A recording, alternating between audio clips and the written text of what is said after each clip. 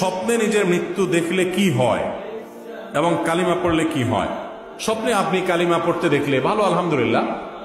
আর মৃত্যু স্বপ্নে দেখলেই মানুষ মরে যাবে, ব্যাপারটা এরকম না। স্বপ্নের ব্যাখ্যাটা খুব সূক্ষ্ম একটা বিষয়। স্বপ্নের ব্যাখ্যা সম্পর্কে জানাশোনা মানুষ আমাদের সমাজে দিন দিন হারিয়ে যাচ্ছে। একসময় অনেক ছিল, এখন সেরকম আল্লাহওয়ালা মানুষ খুব বেশি পাওয়া যায় না।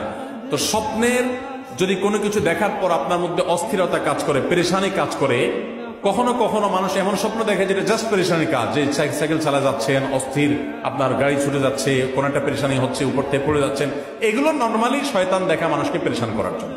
আর যদি কোনো স্বপ্ন আপনার কাছে মনে হয় বেশ ইন্ডিকেটমূলক, বেশ আপনার এটা ইঙ্গিত করছে, ইঙ্গিতবাহী কোনো স্বপ্ন ব্যাখ্যা আছে মনে হয়, বাট আপনার মধ্যে পেরেশানি লাগছে, দেখে আপনার কাছে খারাপ লাগছে, তখন আল্লাহর কাছে পানা চাইবেন।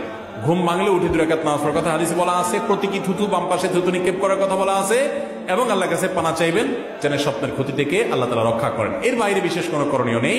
আর মন্দ স্বপ্ন দেখলে সেগুলো মানুষকে বলে বেড়ানো, এটা নিষেধ আছে হাদিসে, বলবেন না যারা তার কাছে।